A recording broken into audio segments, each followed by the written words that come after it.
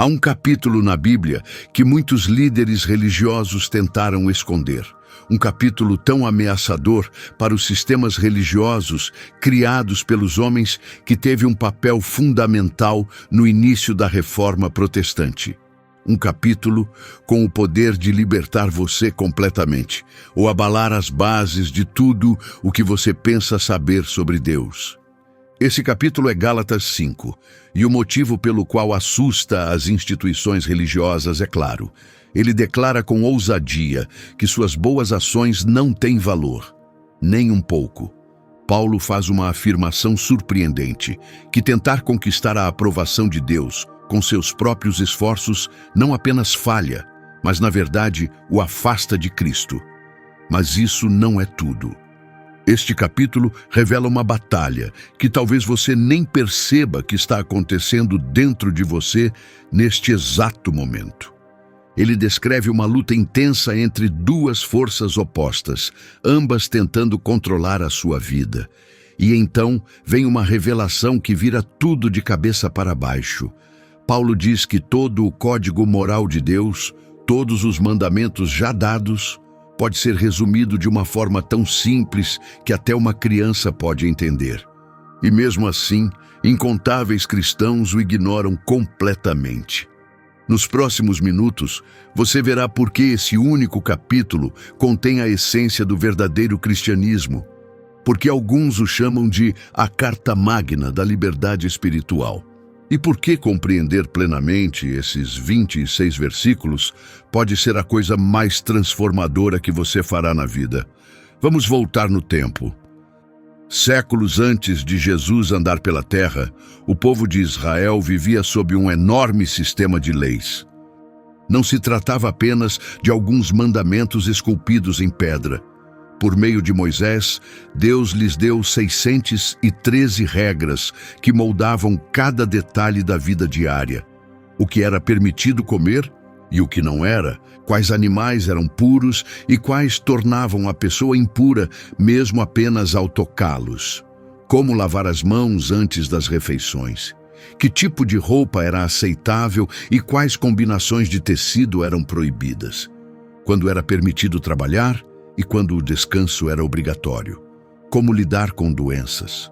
Como resolver conflitos e aplicar a justiça. Do momento em que acordavam até a hora de dormir, a vida era repleta de leis e limites. Um judeu precisava começar cada dia pensando na lei. Eu me purifiquei da forma correta? Esta refeição é aceitável? Posso fazer esta tarefa hoje? E toda noite deitava-se refletindo sobre como falhou mais uma vez. Os pais transmitiam essas leis aos filhos assim que eles aprendiam a falar. Essas crianças cresciam e faziam o mesmo com os próprios filhos. Geração após geração carregava esse peso, como um fardo que ninguém conseguia tirar das costas. No centro desse sistema estava o templo em Jerusalém. Um local de atividades religiosas sem fim. Os sacerdotes trabalhavam ali dia e noite, ano após ano, oferecendo sacrifícios. Filas intermináveis de animais, cordeiros, cabras, bois, aves, eram levadas ao altar. Seu sangue era derramado, seus corpos queimados, e a fumaça subia aos céus como símbolo de oferta a Deus. O ar ficava pesado com o cheiro de sacrifício, carne queimada e sangue. Mas aqui está a verdade dolorosa. A culpa nunca ia embora. Esses sacrifícios precisavam ser repetidos continuamente, porque não limpavam o coração. Não apagavam o pecado, apenas o cobriam temporariamente, como uma faixa colocada sobre uma ferida que se recusa a cicatrizar. A lei funcionava como um espelho enorme, mostrando às pessoas todas as suas falhas, pecados, fraquezas e o quanto estavam distantes do padrão perfeito de Deus. Mas, assim como um espelho não pode lavar seu rosto, a lei não podia limpar a alma. Ela apenas expunha o problema, sem oferecer uma cura. Então, as pessoas se esforçavam ainda mais. memorizavam mais leis, estudavam constantemente, chegaram até a criar centenas de regras adicionais ao redor dos mandamentos de Deus, só para evitar quebrá-los sem querer. Se Deus disse para não trabalhar no sábado, eles detalharam tudo: quantos passos podiam dar, o que podiam carregar, quais ações contavam como trabalho. Construíram uma barreira ao redor da lei original, esperando se proteger. Mas não importava o quanto alguém fosse dedicado, nem quanto esforço fizesse, o resultado era sempre o mesmo. A lei revelava uma verdade dolorosa: você nunca será bom o suficiente. Sempre ficará aquém. Ninguém conseguia obedecer perfeitamente a todas as 613 leis. Alguém podia ter sucesso em algumas áreas e falhar em outras. Outra pessoa podia tropeçar onde outros se destacavam. Mas todos falhavam em algum ponto. E aquela sensação constante de fracasso, aquele peso de culpa, aquele sentimento profundo de nunca ser suficiente, tudo isso recaía sobre cada coração, em cada lar, geração após geração, como um fardo que ninguém conseguia levantar. Então algo aconteceu que mudou o rumo da história humana para sempre. Do lado de fora dos muros de Jerusalém, numa colina chamada Gólgota, que significa lugar da caveira, Jesus de Nazaré foi pregado numa cruz romana. Para as multidões que assistiam, parecia apenas mais uma execução pública. Roma já havia crucificado milhares antes, e mais 3 mortes naquele dia não pareciam nada especial. 2 criminosos foram crucificados ao lado de Jesus, os 3 enfrentando a forma mais brutal de morte que Roma já havia criado. A crucificação era tão cruel que nenhum cidadão romano podia ser submetido a ela. Era reservada para inimigos, rebeldes e os piores criminosos. Mas o que ninguém podia ver com os olhos era o evento espiritual que acontecia naquelas 6 horas. Todo o pecado já cometido, desde Adão e Eva no Éden, cada mandamento quebrado, cada ato egoísta, cada pensamento obscuro, cada rebelião, cada falha de todo ser humano do passado, presente e futuro, estava sendo colocado sobre Jesus. Durante aquelas horas em que a escuridão cobriu a terra, a lei permanecia firme em sua exigência: perfeição absoluta. E quando essa perfeição não era alcançada, a lei exigia um preço: a morte. Como o profeta Ezequiel havia declarado, a alma que pecar, essa morrerá.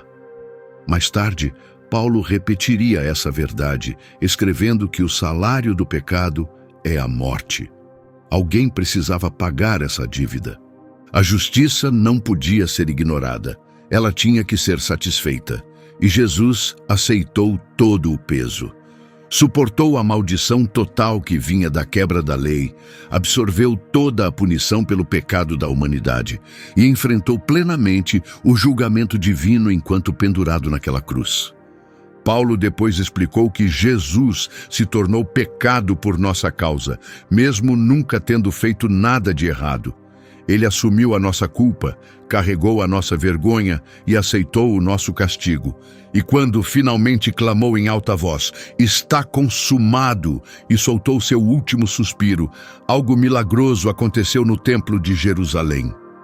Uma cortina grossa, de tamanho imenso, que sempre separava as pessoas do lugar mais sagrado de Deus, rasgou-se de cima a baixo. Não era uma simples cortina leve que qualquer um poderia puxar. Era um véu de 18 metros de altura, como um prédio de 6 andares, e com cerca de 10 centímetros de espessura, tecido com camadas de fios pesados azuis, púrpura e escarlate. Era tão pesado que precisava da força de vários homens para ser movido, e ainda assim, naquele momento, rasgou-se de cima para baixo, claramente não por mãos humanas. Foi a mão de Deus descendo do céu à terra, rompendo a separação. Por mais de 1000 anos, aquela cortina simbolizou a distância entre um Deus puro e santo e um povo falho e pecador. Ela servia como um alerta, um lembrete constante de que ninguém podia simplesmente entrar na presença de Deus. Somente o sumo sacerdote podia atravessar aquele véu e entrar no santuário interno, e apenas uma vez por ano, no dia da expiação. E mesmo assim, só podia entrar com o sangue de um sacrifício. Se qualquer outra pessoa tentasse entrar, morreria. Mas agora, aquela cortina grossa estava em pedaços. O obstáculo havia sido removido. O muro da separação caiu. A porta para Deus estava completamente aberta. Todo o sistema de sacrifícios repetidos, de sacerdotes como intermediários, de pessoas tentando alcançar Deus por meio de ações religiosas intermináveis, havia chegado ao seu fim. Estava encerrado, concluído, cumprido. Jesus não morreu apenas para tirar o pecado. Ele também destruiu o antigo sistema de deveres religiosos e criou um novo caminho para se conectar com Deus. Paulo havia passado pela região da Galácia, anunciando as boas novas sobre Jesus Cristo. As pessoas ali acolheram sua mensagem com alegria e de coração aberto. Colocaram sua fé em Jesus. Acreditaram no poder de sua morte e ressurreição. E experimentaram o profundo alívio e a paz que vem ao saber que seus pecados foram perdoados, não por merecimento, mas por causa do que Cristo fez por elas. Era como se um peso enorme tivesse sido retirado de suas costas. Podiam respirar livremente, finalmente libertos. Mas assim que Paulo seguiu viagem para continuar pregando em outros lugares, um grupo diferente de mestres chegou à Galácia e trouxe uma nova mensagem. Essas novas vozes não rejeitavam Jesus diretamente. Na verdade, pareciam construir sobre o que Paulo havia ensinado. Diziam aos Gálatas: é ótimo que vocês creiam em Jesus. Isso é um bom começo. Mas, para serem totalmente aceitos por Deus, ainda falta algo. Vocês precisam ser circuncidados, assim como Abraão foi. Precisam seguir os costumes e regras que Deus deu a Moisés. Diziam que os Gálatas deviam guardar o sábado, seguir as festas judaicas e obedecer às leis passadas por gerações. Só assim, afirmavam, eles pertenceriam de fato ao povo de Deus. Tudo isso parecia muito razoável, como uma sabedoria espiritual baseada na tradição. Afinal, Abraão era o pai da fé, e Moisés recebeu os mandamentos diretamente de Deus. Com certeza essas coisas ainda tinham valor, certo? Mas Paulo percebeu imediatamente o perigo escondido por trás de palavras tão suaves. Ele entendeu o poder tóxico daquela mensagem disfarçada de conselho piedoso. Ao saber do que estava acontecendo, Paulo respondeu sem demora. Escreveu a eles com urgência e firmeza. Logo no início do capítulo 5, Paulo declara: foi para a liberdade que Cristo nos libertou. Permaneçam firmes e não se deixem novamente prender a um jugo de escravidão. Essa palavra, jugo, era uma imagem vívida que seu público reconheceria na hora.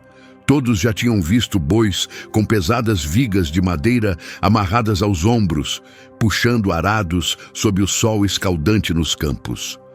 Um jugo significava controle, pressão, direção, trabalho pesado, submissão. E Paulo estava dizendo que esse falso ensino era exatamente isso, um novo tipo de escravidão. Aqueles mestres queriam arrastar os crentes de volta à prisão, mesmo depois de terem sido libertos. A circuncisão não era apenas um ato simbólico, era um compromisso, uma declaração, uma porta de entrada para um sistema totalmente diferente. E ao aceitar aquela mensagem, estavam dizendo que a fé em Jesus não bastava, que o sacrifício de Cristo precisava de algo a mais, que os próprios esforços precisavam ser adicionados, que era necessário contribuir com ações religiosas para realmente estar em paz com Deus. Ao fazer isso, estavam voltando ao antigo sistema, o sistema das 613 leis. E uma vez que deram esse passo, não havia como parar no meio do caminho. Paulo não usou palavras suaves em sua resposta. Ele não podia se dar a esse luxo. As consequências eram sérias demais para uma correção gentil. Não se tratava de pequenas divergências, eram almas eternas em jogo. No versículo 2, Paulo fala com total clareza: prestem atenção no que vou dizer. Ele não queria que ninguém entendesse errado. Eu, Paulo, afirmo que se vocês se deixarem circuncidar, Cristo não terá nenhum valor para vocês. Esse era o alerta urgente dele. Prestem atenção, ele dizia. Se vocês se submeterem à circuncisão, achando que isso vai garantir sua aceitação diante de Deus, se acreditam que isso completa a salvação ou os torna realmente justos, então Jesus deixará de ter qualquer valor para vocês. Leia isso de novo com cuidado. Nenhum valor, nada, zero, completamente inútil. Se você acredita que a salvação vem por meio de rituais ou do cumprimento de regras, então a morte de Cristo não tem significado pessoal para você. Você tratou o sacrifício dele como se não fosse suficiente. Você rejeitou a graça. Você disse: Jesus não terminou, eu preciso terminar. Mas não dá para ter os dois. Não dá para misturar Jesus com regras. Não dá para combinar graça com esforço. É um caminho ou outro. Então, no versículo 3, Paulo dá a razão. Ele repete seu alerta: declaro mais uma vez a todo homem que se deixa circuncidar: está obrigado a obedecer toda a lei. Essa era a armadilha oculta que os falsos mestres não mencionavam. Eles insistiam apenas numa regra, só uma: a circuncisão. Parecia um pequeno passo, um acréscimo simples, mas Paulo levanta o véu e mostra toda a realidade. No momento em que você aceita que a circuncisão é necessária para a salvação, você está assumindo todo o peso da lei. Você se comprometeu a obedecer tudo, não só as partes que parecem fáceis ou familiares, não só as que fazem sentido, cada regra, cada um dos 613 mandamentos, todas as leis alimentares, cada lavagem exigida, cada festa e feriado religioso, todos os sacrifícios, todas as instruções, e não apenas de vez em quando, mas todos os dias da sua vida, sem errar uma única vez. Porque, segundo a lei, uma única falha o torna culpado de quebrar tudo. Tiago explicou assim: se alguém obedece toda a lei, mas quebra apenas um mandamento, é culpado de quebrar toda ela. A lei não permite quase.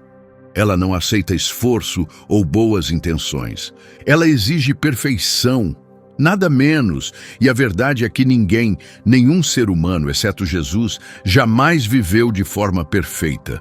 Esse é o motivo pelo qual Jesus veio. É por isso que a salvação pela graça é o único caminho. Então, no versículo 4, Paulo usa uma frase que confundiu muita gente durante séculos.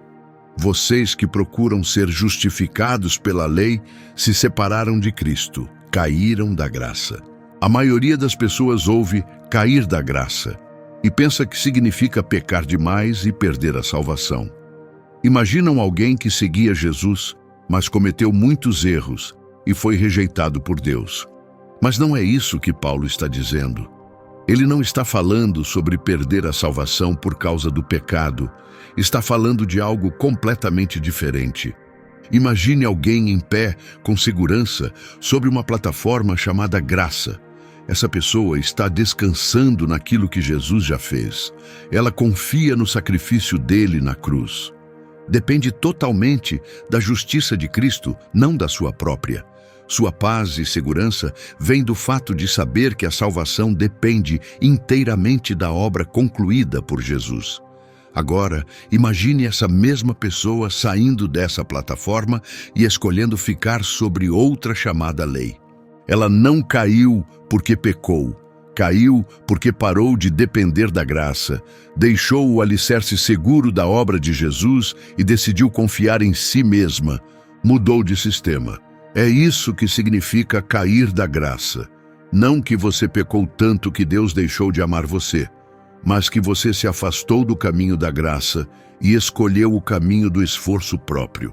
Era isso que estava acontecendo com os Gálatas. Esses crentes começaram sua jornada confiando somente em Jesus.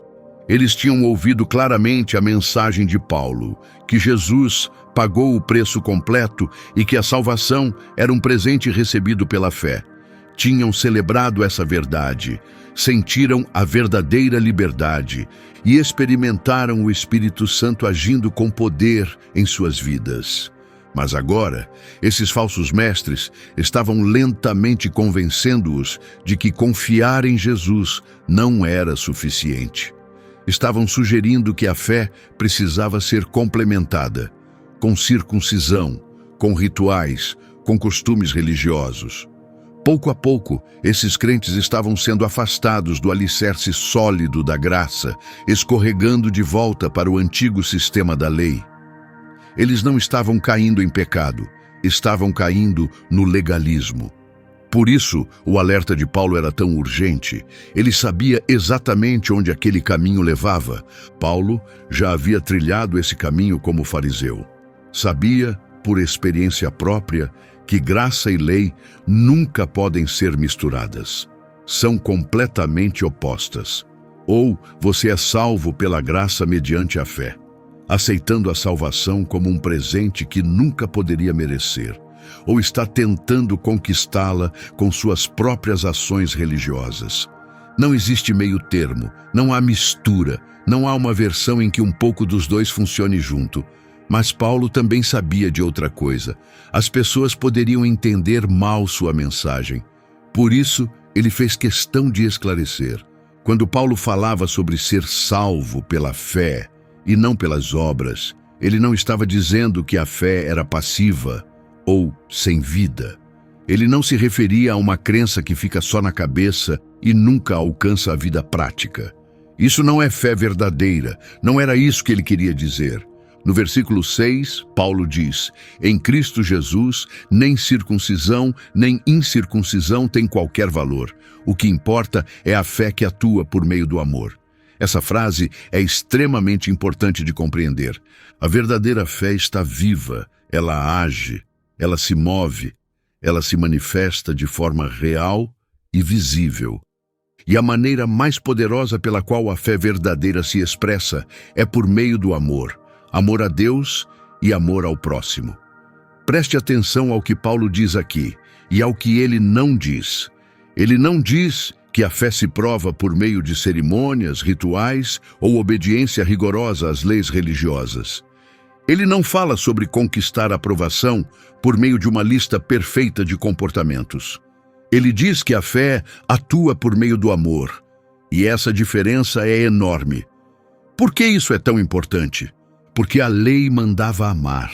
Ela ordenava amor, amar o próximo, amar a Deus de todo o coração. Mas a lei não conseguia gerar esse amor em ninguém. Não conseguia plantá-lo profundamente na alma de alguém. Ela apenas apontava quando o amor estava ausente. A lei foi escrita em pedra, decorada na mente, mas nunca alcançava o coração. Ela dizia o que fazer, mas não dava poder para fazer. Então, as pessoas tentavam obedecer ao mandamento de amar, mas o esforço era forçado, motivado pelo medo do castigo ou pelo desejo de recompensa. Esse tipo de obediência não era amor verdadeiro, não vinha do coração. Mas a graça muda tudo. Quando você realmente entende que Deus o amou o suficiente para enviar Jesus para morrer por você, enquanto você ainda estava perdido e não merecia, essa consciência começa a transformar algo lá dentro. Quando você percebe que está totalmente perdoado, não porque mereceu, mas simplesmente porque Deus escolheu perdoá-lo por meio do sacrifício de Cristo, essa verdade começa a moldar todo o seu coração. Você começa a entender que foi aceito para sempre na família de Deus. Nada pode tirar isso de você, e essa verdade profunda começa a transformá-lo. O Espírito Santo vem habitar em você e começa a mudar seu coração, seus motivos, até seus pensamentos. Você começa a amar, não porque está sendo obrigado, não porque quer acumular pontos, mas porque o amor de Deus agora está vivo dentro de você. Você começa a servir os outros e a dar com generosidade, não para ganhar a salvação, mas porque já a recebeu. Você não ama para se tornar justo. Você ama porque por meio de Cristo já foi declarado justo. Isso é o que a lei sempre apontava, mas nunca conseguia realizar, porque ela agia de fora para dentro. Mas a graça age ao contrário, de dentro para fora. Então Paulo muda para uma imagem marcante que seria imediatamente familiar no mundo romano: uma corrida. O Império Romano estava cheio de arenas onde atletas competiam em corridas, e todos sabiam como era um corredor vencedor. Assim, no versículo 7, Paulo diz: vocês estavam correndo bem. Quem foi que os impediu de continuar obedecendo à verdade? Imagine um corredor de longa distância, focado na linha de chegada. Ele está avançando, firme e forte, com os olhos fixos no objetivo. Está em ritmo, correndo bem, cheio de determinação. Tudo está saindo conforme o plano. Ele mantém o passo certo, correndo com propósito. Mas então, de repente, alguém entra na frente dele, corta o caminho, distrai, talvez até o empurre para fora da pista ou o faça tropeçar e cair. Foi exatamente isso que aconteceu com os crentes da Galácia. Eles estavam correndo muito bem na sua caminhada espiritual. Quando Paulo trouxe pela primeira vez as boas novas sobre Jesus, eles receberam a mensagem de coração aberto. Começaram a crescer, estavam entendendo cada vez mais sobre Cristo, viviam a alegria e a liberdade que vem da graça. Estavam vendo o Espírito Santo agir com poder em suas vidas. Estavam correndo com força. Estavam indo na direção certa. Seu progresso era evidente. Sua maturidade estava crescendo. Mas então, aqueles falsos mestres apareceram, como alguém invadindo uma pista de corrida no meio da competição. Eles entraram no caminho dos Gálatas e os tiraram da rota. Confundiram-nos com mensagens misturadas que contrariavam o que Paulo havia ensinado. De repente, tudo o que os Gálatas acreditavam sobre a salvação começou a ser questionado. O progresso deles foi interrompido. Em vez de seguirem adiante rumo à liberdade, estavam sendo redirecionados, de volta para as correntes pesadas da lei. Estavam correndo com força em direção à graça. E agora estavam sendo empurrados de volta para a escravidão religiosa. A pergunta de Paulo ecoa com intensidade: quem fez isso com vocês? Quem teve o poder de tirá-los do caminho? Quem os convenceu a parar de confiar totalmente em Cristo? Quem fez vocês acreditarem que o esforço humano precisava ser somado à misericórdia divina?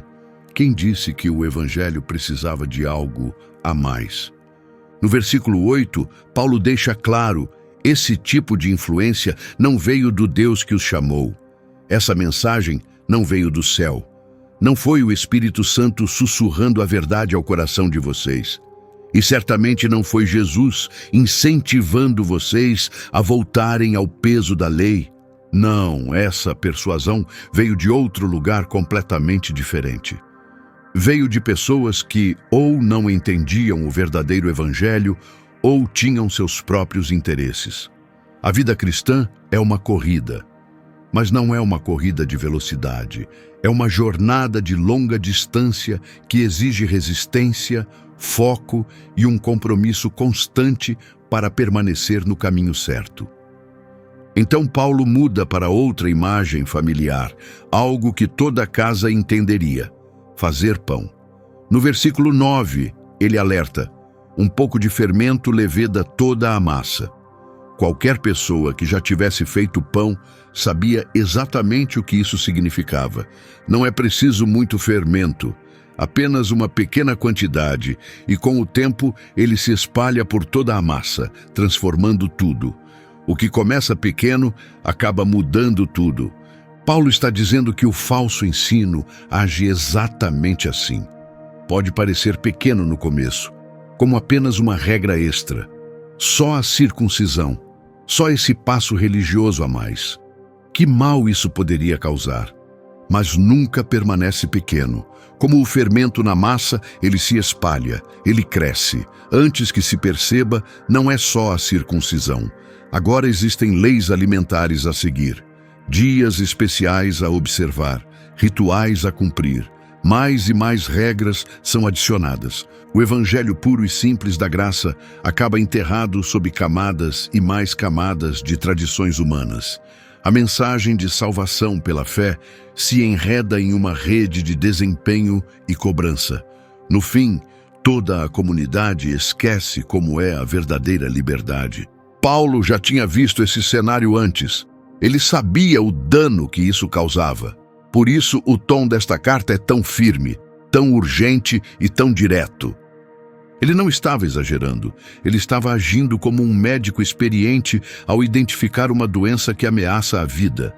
Quando o câncer é descoberto cedo, precisa ser removido rápida e agressivamente, ou ele se espalha e mata. E é isso que o legalismo faz com o Evangelho. Se esse ensino de que obras precisam ser adicionadas à fé fosse permitido continuar, ele destruiria tudo o que Jesus realizou na cruz. O fermento do legalismo cresceria até consumir toda a igreja, e o verdadeiro evangelho se perderia debaixo dele. Depois, Paulo entra em algo profundamente pessoal, algo que todo seguidor de Cristo sente, mas nem sempre entende: a luta interior. No versículo 16, Paulo dá um comando: por isso digo, vivam pelo Espírito e jamais satisfarão os desejos da carne. E no versículo 17, ele explica o motivo disso. A carne deseja o que é contrário ao Espírito, e o Espírito o que é contrário à carne. Eles estão em conflito entre si, de modo que vocês não fazem o que querem. Dentro de cada crente, há uma guerra invisível. A primeira força é chamada de carne. Isso não significa o corpo físico, mas a velha natureza. A parte de você que ainda se inclina para o pecado herdada de Adão. É a parte que quer independência de Deus, que ainda deseja egoísmo, orgulho e rebelião. A segunda força é o Espírito Santo, a própria presença de Deus vivendo dentro de você, trabalhando constantemente para moldá-lo à semelhança de Cristo. Essas duas forças não estão tentando cooperar. Elas não fazem acordos. São inimigas. A carne puxa você numa direção, em busca de prazer, autossatisfação e fazer o que der vontade no momento. O Espírito puxa na direção oposta, para a santidade, a rendição e uma vida voltada para a glória de Deus. E as duas vivem dentro de você ao mesmo tempo. É isso que torna tudo tão difícil. É um conflito constante. Quando o Espírito impulsiona você a orar, a carne diz: você está cansado demais.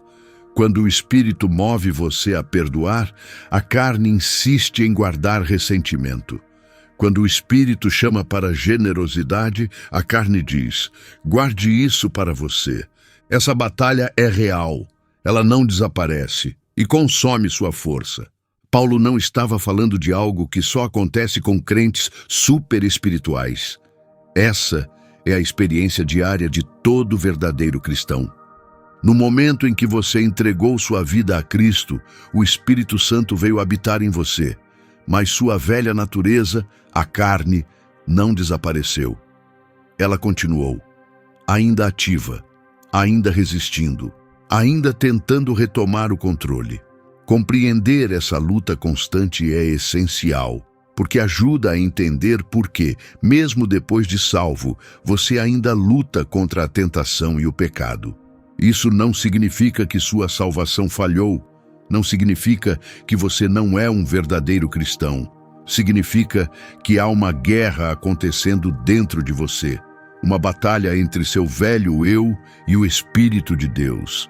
E essa batalha só vai terminar quando você deixar este mundo e entrar na eternidade. Paulo não deixa isso como um mistério. Ele pinta um quadro claro de como é a vida quando a carne vence. Nos versículos 19 a 21, ele apresenta uma lista detalhada do que a natureza pecaminosa produz. E não é uma coleção aleatória de palavras. Ele começa com pecados sexuais. Imoralidade sexual se refere a qualquer atividade sexual fora do casamento entre um homem e uma mulher. Impureza inclui pensamentos impuros, desejos distorcidos e fantasias escondidas. Libertinagem descreve uma vida sem limites morais, fazer tudo o que der vontade, sem vergonha ou restrições. Então Paulo passa a falar sobre corrupção espiritual. Idolatria significa permitir que qualquer coisa ou pessoa tome o lugar de Deus na sua vida, seja dinheiro, status, carreira, relacionamentos ou até o próprio ego.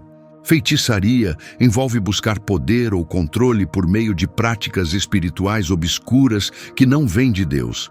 Em seguida vêm os pecados relacionais, e repare como são muitos. Ódio fala de ressentimento profundo ou hostilidade contra os outros. Discórdia significa provocar brigas e causar divisões. Ciúmes é quando você se incomoda com o sucesso ou a felicidade de outra pessoa e deseja aquilo para si. Acessos de raiva são explosões de fúria que machucam os outros, reações impulsivas que causam danos.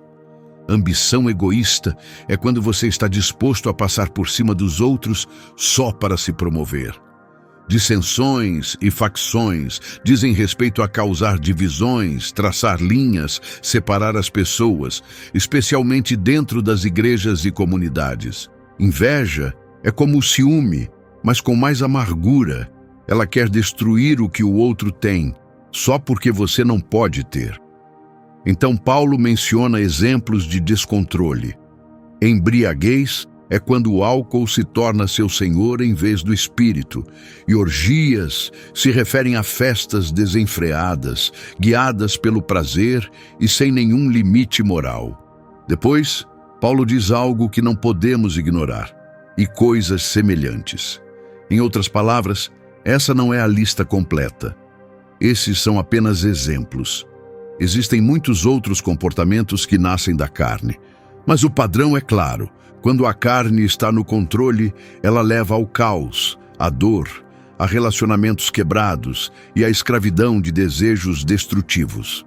Cada um desses comportamentos é centrado no eu, em satisfazer os próprios desejos, em viver sem se importar com Deus ou com os outros. É assim que a vida se parece quando está desconectada do Espírito de Deus. Paulo não para por aí. Ele acrescenta um alerta que deve fazer cada ouvinte parar e refletir. No final do versículo 21, ele escreve: Eu os advirto, como já os adverti antes. Os que praticam essas coisas não herdarão o reino de Deus. Leia isso de novo, devagar. Os que praticam essas coisas não herdarão o reino de Deus. Paulo está traçando uma linha clara. Ele não está falando de um crente que peca de vez em quando. Ele não está condenando alguém que às vezes luta com raiva, inveja ou tentação. A palavra-chave aqui é praticam. Ele está falando de pessoas cuja vida é marcada por esses pecados, que os praticam continuamente, sem arrependimento, sem culpa, sem qualquer sinal de mudança. Um verdadeiro seguidor de Cristo pode cair em pecado, pode até lutar contra ele regularmente, mas não viverá confortavelmente nele. Não permanecerá nele sem ser confrontado. Por quê? Porque o Espírito Santo que habita nele não permitirá. Se alguém pode se entregar repetidamente ao pecado sexual e não sentir nada, se causa divisão ou espalha ódio sem nenhum remorso, se vive de forma egoísta e ignora a voz de Deus, esses são sinais de alerta graves. Pode ser que o Espírito Santo nunca tenha estado ali. Paulo não está dizendo que você perde a salvação quando peca. Ele está dizendo que, se sua vida é dominada por essas coisas e você não sente luta interior, nem desconforto, nem desejo de mudança, talvez você nunca tenha sido salvo de verdade. O reino de Deus pertence àqueles que foram transformados pelo Espírito, não apenas aos que dizem crer, mas continuam vivendo como todo mundo no mundo. Isso é um chamado para despertar, não para assustar, mas para levar à reflexão honesta. É para examinar se sua fé é real, se é genuína. Então Paulo mostra o que acontece quando alguém realmente pertence a Jesus. No versículo 24, ele faz uma afirmação ousada. Os que pertencem a Cristo Jesus crucificaram a carne com as suas paixões e desejos. Repare nas palavras. Ele não diz que devem crucificar a carne, nem que precisam fazer isso. Ele diz que já crucificaram. Está no passado. Já foi feito. Quando você colocou sua fé em Cristo, algo poderoso e definitivo aconteceu com sua natureza pecaminosa. Ela foi crucificada. Isso não é linguagem suave. A crucificação era a sentença de morte mais dolorosa e humilhante do mundo antigo. Não era rápida, não era escondida. Era lenta, pública e brutal. Então, quando Paulo diz que sua carne foi crucificada, ele quer dizer que seu velho eu não foi reformado, nem controlado, nem melhorado. Ele foi condenado à morte, executado, morto de uma vez por todas. Essa transformação aconteceu quando você veio a Cristo. No momento em que confiou nele, você foi unido à sua morte na cruz.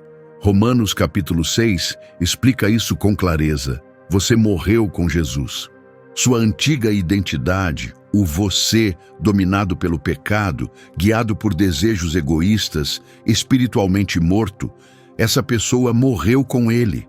Mas é aqui que muitos crentes se confundem. Se a carne foi crucificada, por que ainda lutamos contra ela?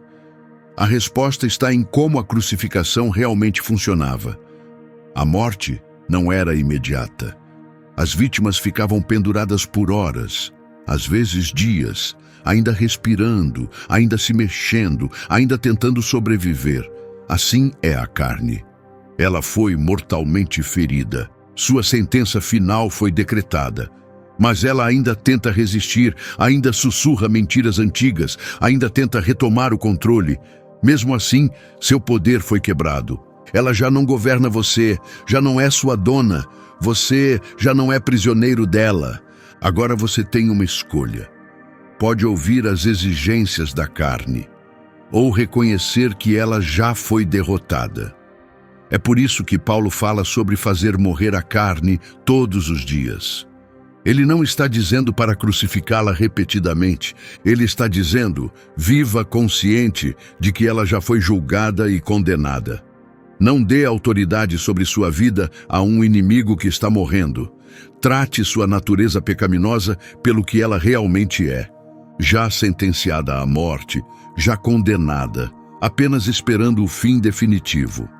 E agora Paulo faz uma transição das coisas destrutivas que a carne produz para as qualidades belas que o Espírito Santo cria em nós. Nos versículos 22 e 23, ele escreve: mas o fruto do Espírito é amor, alegria, paz, paciência, amabilidade, bondade, fidelidade, mansidão e domínio próprio. Logo de início, repare em algo importante. Paulo não diz frutos como se fossem itens separados. Ele diz fruto no singular. Isso não é um buffet em que você escolhe suas qualidades favoritas. É um único fruto com várias partes, como gomos da mesma laranja. Quando o Espírito Santo conduz sua vida, todas essas qualidades começam a crescer juntas. Você não escolhe trabalhar o amor esta semana e a paz na próxima. Elas estão todas conectadas. Todas fluem da mesma raiz. Caminhar pelo Espírito. Agora veja o que esse fruto inclui. Primeiro, amor. Não apenas um sentimento ou emoção, mas uma escolha de colocar os outros em primeiro lugar, de se importar profundamente com o bem-estar deles, mesmo quando isso custa algo a você. Depois, alegria. Não uma felicidade passageira, mas uma sensação constante de contentamento que não depende das circunstâncias. A seguir, paz. Não apenas ausência de problemas, mas uma calma profunda e uma segurança interior que vem de confiar plenamente em Deus. Depois, paciência ou longanimidade, a capacidade de suportar frustrações, esperar, lidar com pessoas difíceis sem perder o controle ou desistir. Depois vem a amabilidade, tratar as pessoas com ternura, calor e compaixão, especialmente quando elas menos merecem. Bondade, viver com integridade e escolher fazer o que é certo, mesmo quando é difícil ou inconveniente. Fidelidade, ser alguém em quem os outros podem confiar, que cumpre a palavra e permanece leal, não importa o custo. Mansidão, ter força sob controle, responder com graça em vez de agressividade. E por fim, domínio próprio. O poder de dizer não aos impulsos que levam à destruição e sim ao que gera vida. O mais incrível dessa lista é que você não pode produzir nenhuma dessas qualidades com força de vontade. Não dá para simplesmente decidir, de um dia para o outro, ser mais paciente ou mais alegre. Essas não são metas a serem cumpridas. Não são conquistas que você ganha. São evidências de que o Espírito vive em você. Pense em como um fruto verdadeiro cresce. Uma macieira não se esforça para produzir maçãs. Ela não se força, não geme, nem segue um manual de instruções. Ela apenas permanece enraizada, recebe água e luz do sol. E o fruto aparece naturalmente no tempo certo. Assim é com o fruto do Espírito. Quando você permanece ligado a Cristo, quando anda em sintonia com o Espírito, essas qualidades começam a surgir em sua vida. Não de forma instantânea, mas certamente. Fruto leva tempo, mas o crescimento é inevitável. E então, no final do versículo 23, Paulo acrescenta algo que é fácil de ignorar. Contra essas coisas, não há lei. Isso pode parecer uma afirmação óbvia. É claro que não há lei contra o amor, a alegria ou a paciência. Ninguém é preso por ser gentil. Mas a mensagem de Paulo vai muito além disso. Ele está fazendo uma declaração ousada sobre a relação entre a vida no Espírito e a vida sob a lei. Lembre-se, toda esta carta aos Gálatas trata do contraste entre legalismo e graça, entre salvação por regras e salvação por Cristo. As leis existem porque as pessoas fazem o que é errado. A lei foi dada para conter o mal, para colocar limites ao pecado humano. Era a forma de Deus dizer: não vá além disso, pare com isso. É por isso que temos leis, porque as pessoas matam, roubam, mentem e machucam umas às outras. Temos leis contra roubo porque as pessoas roubam. As leis existem para conter a natureza humana, para evitar que desejos egoístas se transformem em ações destrutivas. Mas veja o que Paulo está nos mostrando. Quando o Espírito Santo começa a produzir seu fruto em sua vida, você vai além da necessidade da lei. Não porque a lei não importa mais, ou porque você está isento dela, mas porque você já está vivendo aquilo que a lei sempre desejou, mas nunca conseguiu realizar. Alguém cheio de amor não precisa de um mandamento dizendo para não machucar o próximo. Ele já se importa profundamente e quer o bem dos outros. Uma pessoa com domínio próprio não precisa de regras contra a embriaguez. Ela já escolhe a moderação. Alguém que vive com mansidão não precisa de leis contra a violência. Já abandonou a raiva e a agressividade. O Espírito realiza o que a lei jamais pôde. A lei podia instruir, mas não podia transformar. Podia exigir obediência, mas não podia gerar um coração disposto. A lei dizia: ame, mas não tinha poder para tornar alguém verdadeiramente amoroso. O Espírito Santo, por outro lado, trabalha de dentro para fora. Ele muda você no mais profundo, de modo que fazer o que é certo se torna uma expressão natural de quem você está se tornando. E não um comportamento forçado, baseado no medo ou na obrigação. Essa é a beleza de uma vida guiada pelo Espírito. Você não está mais o tempo todo consultando uma lista de regras. Você não toma decisões apenas para evitar punições ou conquistar recompensas. Em vez disso, você está se tornando alguém que deseja o que é bom, porque o Espírito está remodelando o seu coração. Então Paulo retoma uma ideia que havia apresentado antes, mas agora com um significado ainda mais profundo. No versículo 16, ele disse: vivam pelo Espírito. Mas no versículo 25, ele vai além. Se vivemos pelo Espírito, andemos também em sintonia com o Espírito. Viver pelo Espírito não significa seguir uma lista de regras ou decorar uma fórmula para o sucesso espiritual. Trata-se de depender de Deus diariamente, momento a momento. Pense em como funciona o ato de caminhar. Quando você caminha, não pensa demais em cada passo. Não planeja todos os movimentos com antecedência. Simplesmente dá um passo de cada vez, ajustando-se conforme o caminho, os obstáculos à frente ou as mudanças de direção. É assim que é a vida com o Espírito. Não é uma lista, é um relacionamento. Significa estar sensível à sua direção ao longo do dia. Talvez você esteja prestes a enviar uma mensagem dura e o Espírito o orienta a parar. Talvez esteja passando apressado por alguém necessitado e ele chame sua atenção para essa pessoa. Talvez você esteja diante de várias opções e, embora todas pareçam boas, uma delas traga uma paz profunda. Isso é o Espírito guiando. Raramente é algo dramático. Na maioria das vezes é sutil. Pode ser uma convicção no coração antes de fazer algo errado, ou um impulso para ligar para alguém, falar a verdade, perdoar ou permanecer em silêncio. Pode vir como paz ou como inquietação, mas sempre aponta na direção da vontade de Deus. Viver pelo Espírito exige estar atento. Você precisa ouvir, precisa estar disposto a parar e mudar de direção quando Ele o guiar por um caminho inesperado. É necessário confiar, mesmo quando o caminho não parece lógico. Esse tipo de vida é totalmente diferente do antigo sistema de regras. A lei era rígida. Aqui está a lista, siga exatamente. O Espírito diz: fique perto de mim, eu o guiarei. Um é mecânico, o outro é vivo e sensível. E Paulo não se limita a viver.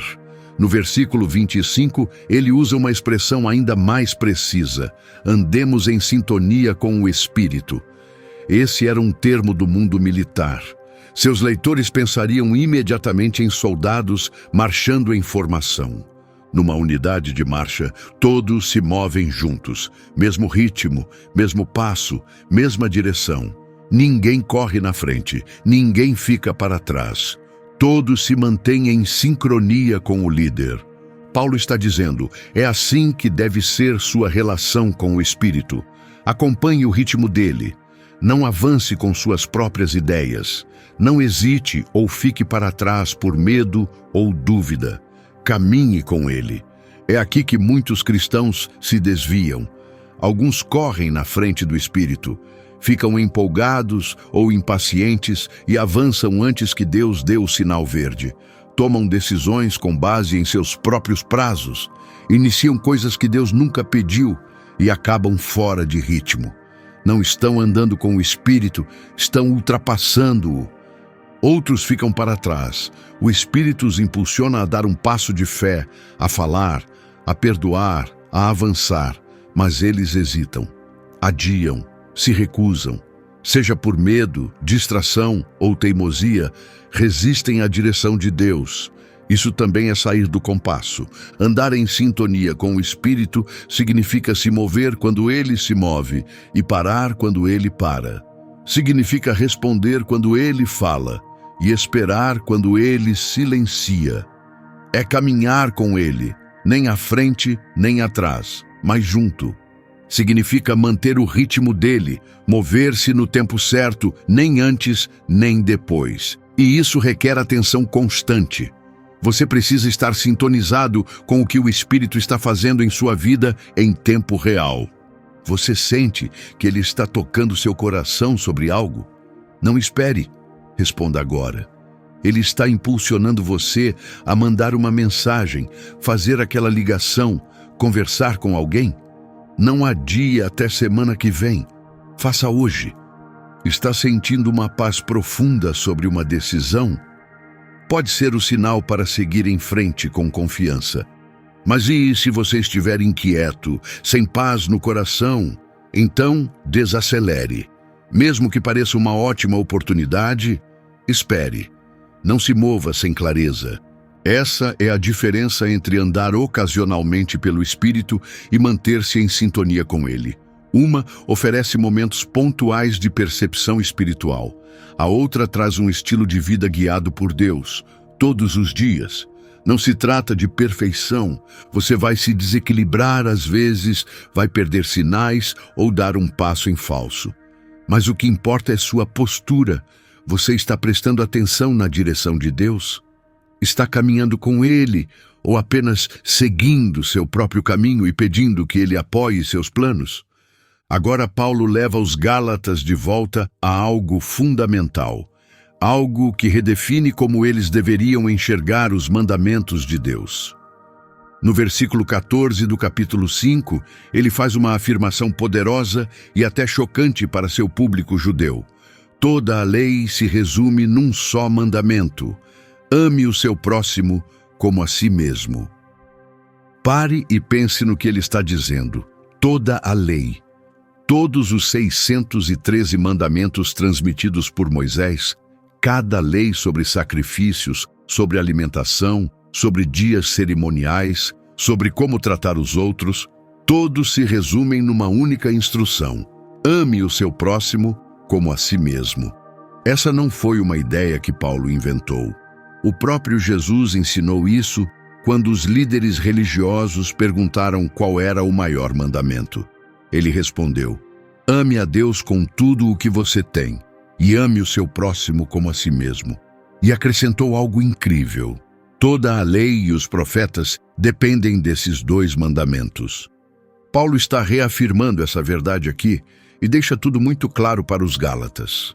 Se você está preocupado em obedecer à lei, se está angustiado tentando agradar a Deus, se está confuso sobre como viver segundo todas aquelas instruções antigas, concentre-se no amor. Quando você ama de verdade, está vivendo exatamente aquilo que a lei sempre tentou alcançar.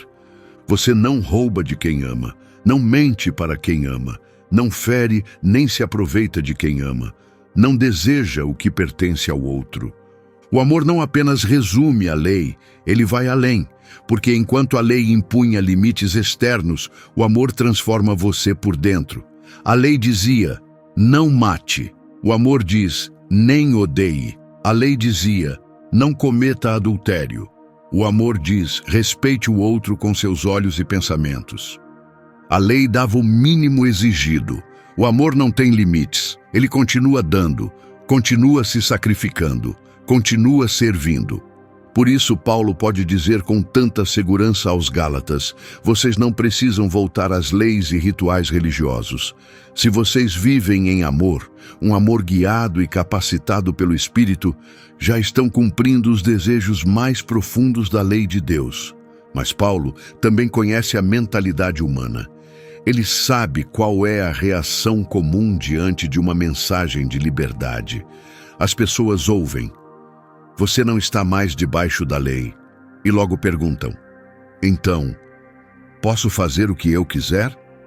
No versículo 13, ele responde diretamente: irmãos, vocês foram chamados para a liberdade, mas não usem a liberdade para dar ocasião à carne.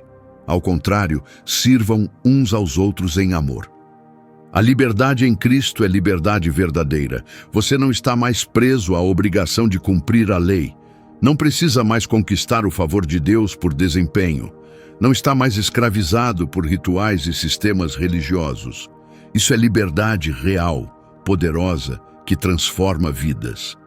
Mas não distorça isso.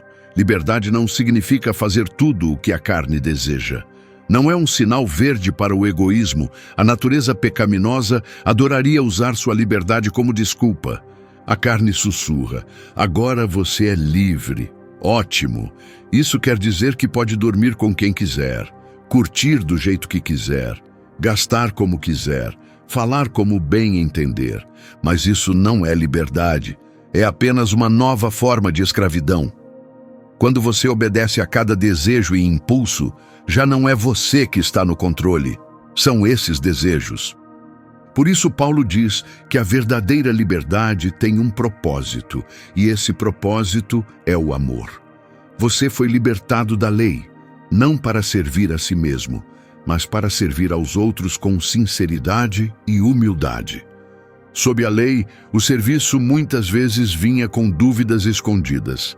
Alguém ajudava porque realmente se importava? Ou apenas porque era obrigado? A generosidade vinha do amor, ou do medo do castigo. Mas agora em Cristo, quando você serve alguém, não é por causa de uma regra, é por amor. Não há pressão externa, não há agenda escondida. É uma escolha livre, feita por um coração transformado. Você faz isso porque o amor o move a agir. Você tem a liberdade de escolher o egoísmo, mas escolhe a generosidade. Poderia pensar primeiro em si, mas decide se sacrificar. Poderia ir embora, mas escolhe ficar e ajudar quem precisa. Essa é a expressão mais elevada da verdadeira liberdade. Não usar sua liberdade para o prazer próprio, mas oferecê-la de bom grado pelo bem dos outros. Pouco antes de Paulo exortar os Gálatas a amarem o próximo, ele faz um alerta sério sobre o que acontece quando o amor desaparece. No versículo 15, ele escreve: Se vocês se mordem e se devoram uns aos outros, cuidado para não se destruírem mutuamente.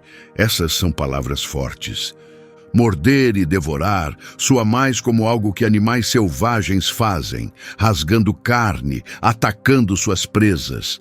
Não é o tipo de linguagem que se usa para relacionamentos humanos, muito menos dentro de uma igreja. Mas Paulo usa essas palavras de propósito. Ele já tinha visto o que acontece em comunidades onde o amor deixa de ser o centro e a obediência a regras toma o lugar. Quando igrejas saem da graça e caem no legalismo, a cultura muda, e não para melhor. As pessoas param de se encorajar e começam a se vigiar. Passam a procurar erros, julgar cada passo em falso, apontar o dedo. A fofoca começa a se espalhar. A crítica vira o padrão. As pessoas passam a se medir, não pelo quanto amam, mas por quão bem aparentam seguir as regras. Alguém se veste diferente, é envergonhado. Alguém adora de um jeito que foge do padrão, é ridicularizado. Alguém falha, vira alvo de cochichos e desconfiança. Nesse tipo de ambiente tóxico, ninguém edifica ninguém. Em vez disso, as pessoas se destroem. Como animais brigando, elas mordem, devoram. Reputações são arruinadas, palavras viram armas, julgamentos duros se tornam rotina. E Paulo soa o alarme. É exatamente para esse cenário que os Gálatas estão caminhando se abandonarem a graça e voltarem ao desempenho religioso. Os falsos mestres que pregavam a circuncisão não estavam apenas errados na doutrina. Eles estavam plantando sementes de divisão e hostilidade. Estavam preparando o terreno para uma igreja cheia de conflitos, não de amor. Igrejas que seguem por esse caminho deixam de ser famílias, tornam-se campos de batalha. As pessoas com quem você deveria caminhar na fé viram rivais. No fim, toda a comunidade começa a desmoronar. As pessoas saem feridas, amizades se rompem, a confiança desaparece e muitas vezes até a fé enfraquece.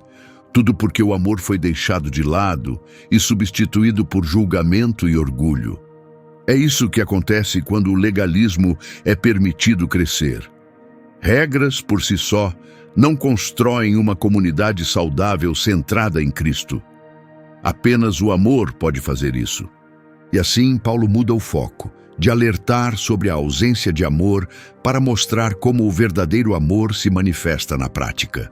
No capítulo 6, versículo 2, ele dá um comando direto e concreto.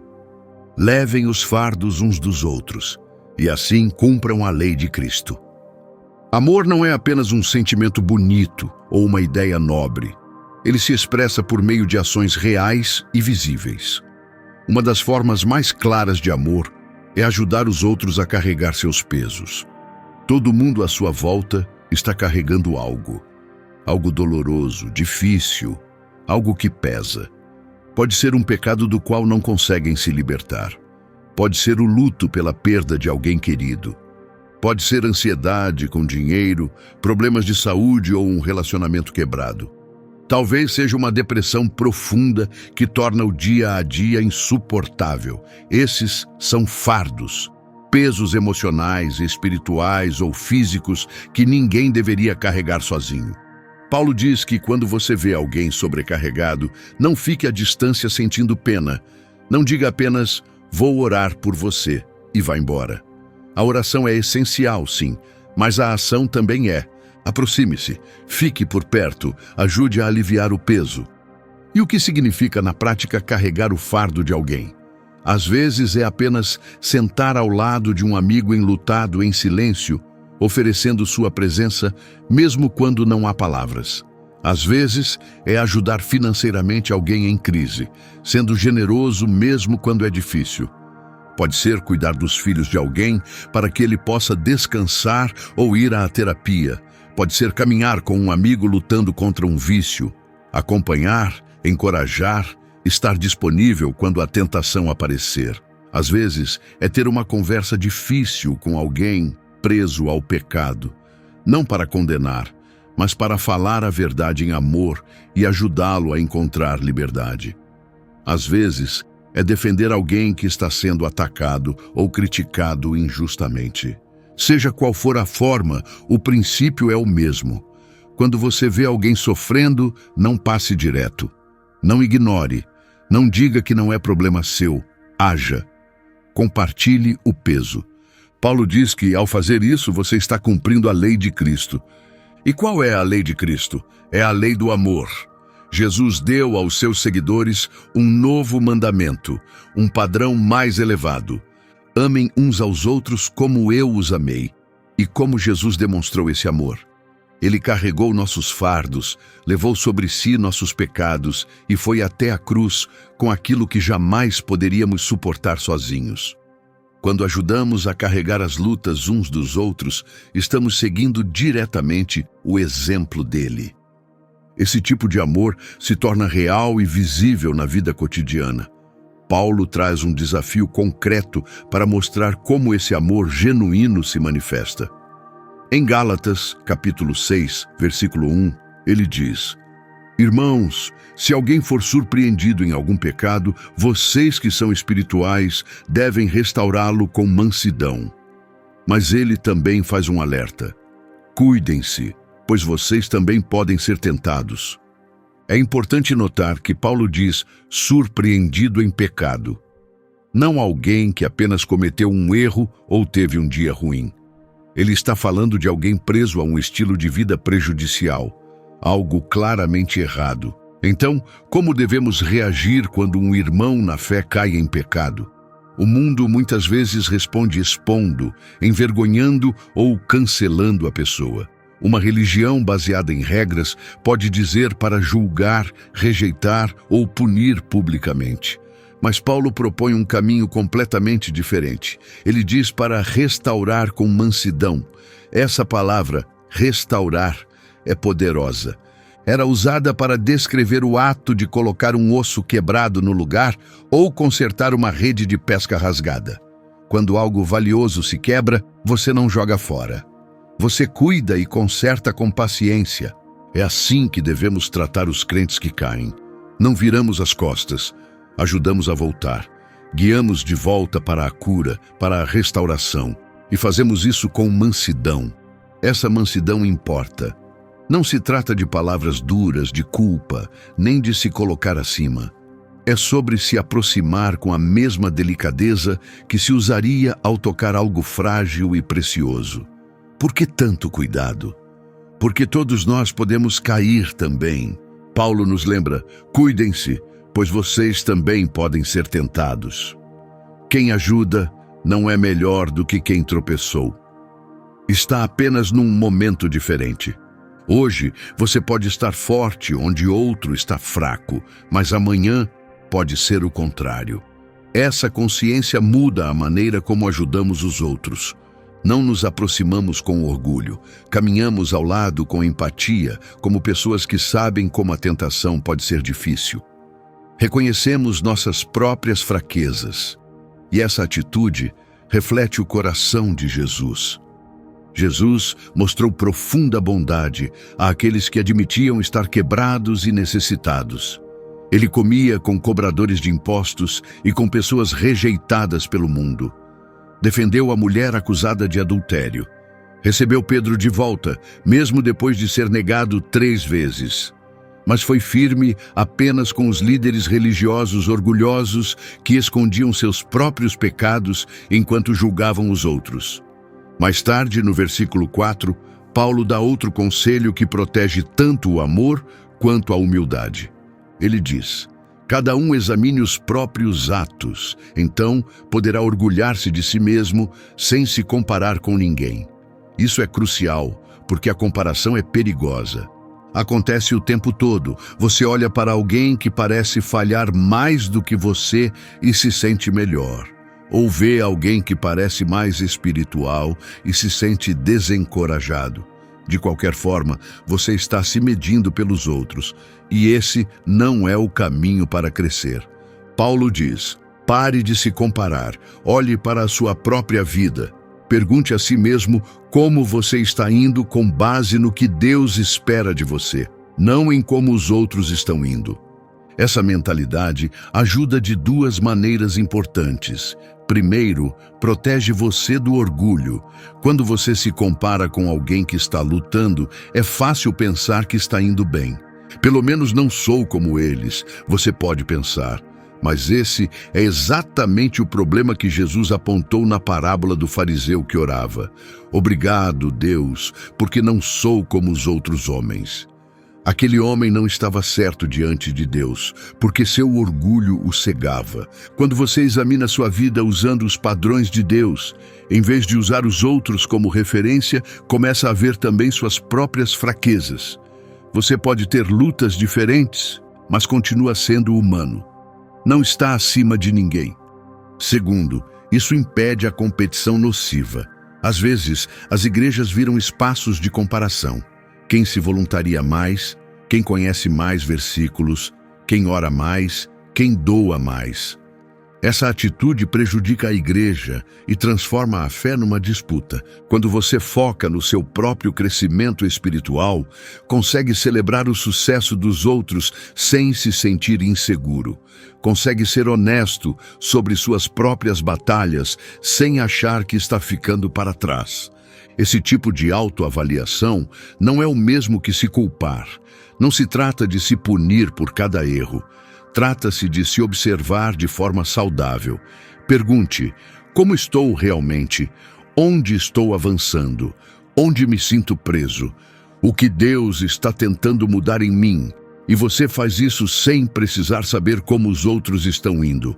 Logo depois de Paulo dizer no versículo 2 que devemos carregar os fardos uns dos outros, ele acrescenta no versículo 5: cada um deve levar a sua própria carga. À primeira vista, parece uma contradição, mas não é. Espere um pouco. Paulo diz para carregarmos os fardos uns dos outros, mas também diz que cada um deve levar sua própria carga. Ele se contradiz? De forma alguma. Ele está traçando uma linha muito clara ao usar 2 termos gregos diferentes. Os fardos, do versículo 2, se referem a pesos pesados e esmagadores, crises de vida, lutas sérias, coisas grandes demais para alguém lidar sozinho. É aí que entramos para ajudar. Mas no versículo 5, a carga se refere às responsabilidades normais do dia a dia, deveres comuns que todos nós enfrentamos como adultos, trabalhadores, membros da família e seguidores de Jesus. Essas são coisas que cada pessoa deve carregar por conta própria. Essa diferença é muito importante. Há um grande abismo entre ajudar alguém em uma crise real e sustentar alguém que simplesmente se recusa a agir com responsabilidade. Por exemplo, se seu amigo perde o emprego e não consegue pagar o aluguel este mês, o amor entra em ação. Você pode ajudar financeiramente, oferecer moradia ou ajudar a buscar outro trabalho. Isso é compartilhar um fardo. Mas se esse mesmo amigo escolhe não trabalhar, fica em casa jogando videogame o dia todo e espera que você o sustente indefinidamente. Isso não é um fardo, é dependência nociva. Ajudá-lo, nesse caso, não o fortalece, o enfraquece. Cada pessoa tem suas próprias responsabilidades que precisa administrar. Ir trabalhar, pagar contas, criar os filhos, lidar com as consequências de suas próprias escolhas. Tudo isso faz parte da carga pessoal de cada um. Esperar que outra pessoa carregue isso por você não é humildade. É uma forma desequilibrada de dependência. Você não está apenas pedindo ajuda, está fugindo daquilo que é sua parte. O amor traz equilíbrio. Quando alguém está esmagado por um peso grande demais para carregar sozinho, nós nos aproximamos, oferecemos apoio verdadeiro. Mas para as demandas normais da vida, respeitamos o outro o suficiente para deixá-lo carregar o que é seu. Esse equilíbrio saudável nos protege de dois extremos. Um é a independência extrema, a ideia de que nunca precisamos de ajuda e devemos enfrentar tudo sozinhos. Isso é orgulho. Recusa-se a admitir que, às vezes, a vida nos atinge mais forte do que conseguimos suportar. O outro extremo é a dependência doentia. Esperar que os outros resolvam todos os seus problemas ou assumam suas responsabilidades. Isso é imaturidade. O amor verdadeiro vive entre esses dois extremos. Ele aparece quando as pessoas realmente precisam de apoio, mas também sabe quando é hora de se afastar e incentivar a responsabilidade pessoal. Então, Paulo apresenta um princípio que amarra tudo isso. Nos versículos 7 e 8, ele diz: não se deixem enganar. De Deus não se zomba. O que o homem semear, isso também colherá. Ele usa uma imagem da agricultura que faria sentido imediato para seu público. Se um agricultor planta milho, colherá milho. Se planta trigo, colherá trigo. E se não plantar nada, não colherá nada. Você não pode colocar sementes de tomate na terra e esperar colher uvas. A colheita sempre reflete a semente. Paulo está dizendo que a vida funciona exatamente da mesma forma no sentido espiritual. Cada decisão, cada ação, cada palavra e pensamento são como sementes e, mais cedo ou mais tarde, essas sementes se tornam colheita.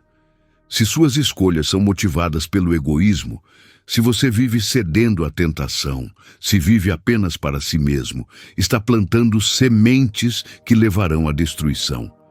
Essa destruição nem sempre aparece de imediato. Assim como as plantações, as sementes levam tempo para crescer, mas eventualmente os resultados chegam, talvez em forma de relacionamentos quebrados, saúde arruinada, perdas financeiras ou vazio espiritual. Mesmo que agora tudo pareça bem, as consequências estão enraizando, crescendo em silêncio debaixo da superfície. Mas se você plantar sementes que vêm do Espírito, se viver com amor, fizer escolhas alinhadas com o coração de Deus e servir aos outros, colherá algo completamente diferente. O Espírito dá vida eterna. E isso não significa apenas vida após a morte. É o tipo de vida plena e significativa que começa agora. Alegria profunda, paz duradoura, conexões verdadeiras com as pessoas, caráter firme e, no fim, recompensas que duram para sempre. É por isso que Paulo diz: não se deixem enganar. Por que esse alerta? Porque é fácil acreditar numa mentira, a de que você pode viver do jeito que quiser e ainda esperar que Deus abençoe os resultados. É fácil pensar que pode seguir seus desejos egoístas a semana inteira e depois apenas aparecer na igreja achando que está tudo certo. É tentador acreditar que você pode alimentar a carne e, de alguma forma, ainda colher o fruto do Espírito. Mas não funciona assim. Você não pode brincar com Deus. Não dá para enganá-lo. Esse princípio é inabalável. Aquilo que você semeia, você vai colher. E isso não tem nada a ver com tentar conquistar a salvação. Tudo ainda depende da graça, por meio da fé. A salvação não é conquistada, é um presente. Mas o que Paulo está dizendo aqui é sobre os resultados naturais das escolhas que fazemos depois de receber esse presente. Duas pessoas podem ser salvas pela graça de Deus e estarem a caminho do céu, e mesmo assim terem vidas completamente diferentes aqui na terra. Uma pode viver segundo a carne. Ela cede à raiva, guarda mágoas, faz escolhas egoístas e ignora a direção do Espírito. Ainda é salva, mas sua vida diária é marcada por estresse, relacionamentos quebrados, oportunidades perdidas e uma fé que parece vazia ou estagnada.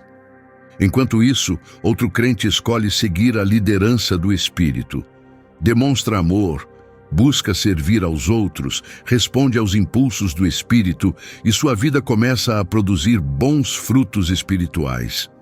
Essa pessoa também é salva pela mesma graça, mas sua experiência diária é cheia de paz, relacionamentos profundos, alegria verdadeira e crescimento espiritual constante.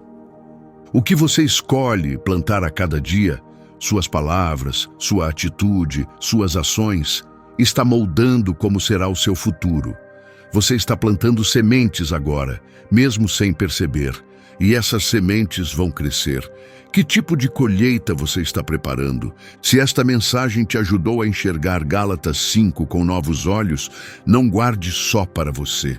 Toque no botão de inscrever-se para não perder mais conteúdos bíblicos impactantes que vão transformar sua forma de se relacionar com as Escrituras.